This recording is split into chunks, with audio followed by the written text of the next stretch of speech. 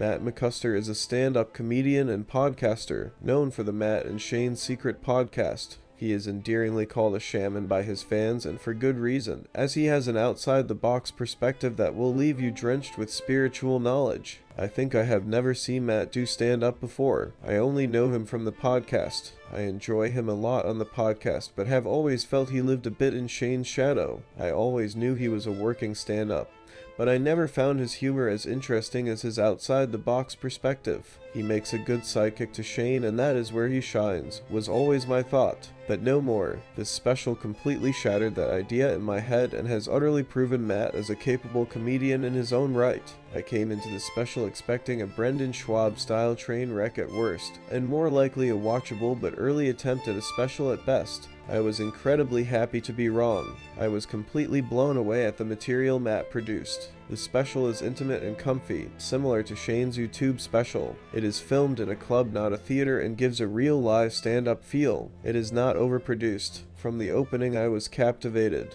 Watching Matt rollerblade to begin the show was great and sells his style well. Matt brings a great perspective, covering his experience as a parent, more specifically a father, the gender pay gap and how to fix, some thoughts on transgenderism, and childhood stories. I appreciated his humor more than I expected, and I was very happy to feel like I was left with something real. I related to Matt through his work. This is not something I can say about a lot of stand-up specials these days. Matt balances storytelling and jokes very well. He is able to provide a story that has punchlines and bits or premises sprinkled within the story. I feel like there is something I am left with after each segment. I would not be so dumb to say it has a moral to it, but it has something to reflect on. He is able to segue from each segment he makes in a natural and easy way as well. He held my attention the entire time. It is nice to see a stand-up special that is down to earth. To compare it to another recent special like Tom Segura's last Netflix special, it hits home much better. I actually feel something when watching Matt's. I also laughed a lot more. I like Tom, but he has gone the way of the comedian superstar. Matt's special is raw and not overproduced. It makes me think of a Dan Soder or Doug Stanhope HBO special. It is intimate and cozy. I feel like I am having a more authentic stand-up comedy experience, as opposed to the highly edited and produced theater feeling.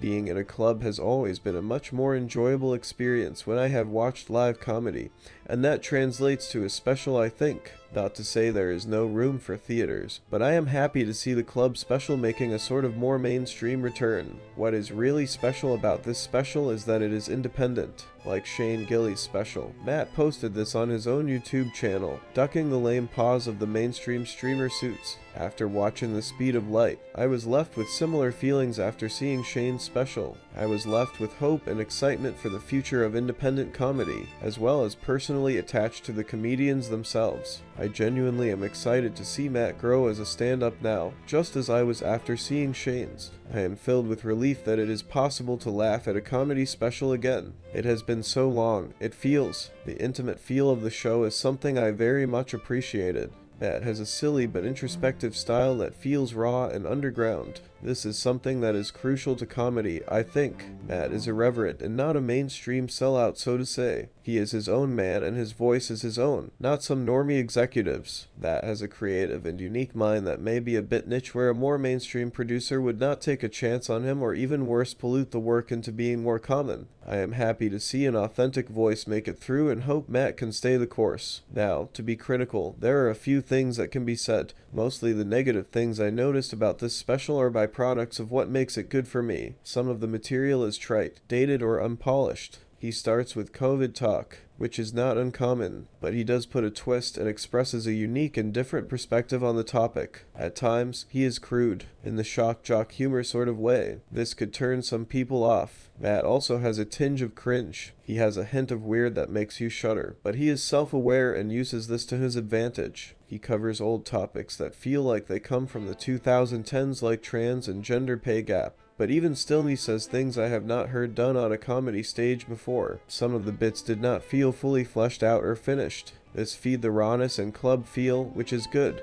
He also laughs at his jokes, maybe a bit too much. There is one moment where he speaks to the crowd and asks a man if he knows what a specific fetish is. This moment does have an unintentional awkward feel to it at some points, like the bit may not have been going how Matt expected. It felt like watching a man on a tight rope trip for a second before regaining balance and making it across. It added to the experience. Not only that, but it was honest, where a suit may have ensured this was cut out or edited to make it look like the comedian was always in control. Matt independently posts something authentic and true. You feel this, and I look forward to feeling more of it in another special. Overall, I would recommend this special. I would encourage any fan of stand-up to watch it. It is worth watching once and then a few more times. That is something to be able to know. I will rewatch this after watching it for a first time. Now I am excited to watch it again for a third and fourth time. Matt has gained a full-fledged fan in me, and I am eager to see his career grow. I am thankful for Matt and Shane, for their crew and what it means to me as a stand-up comedy fan. I hope to see Tommy Pope, Chris Adolph, Sponge O'Connor, and Sean Gardini put out more specials like this. They all have something very special, and it makes me happy to see.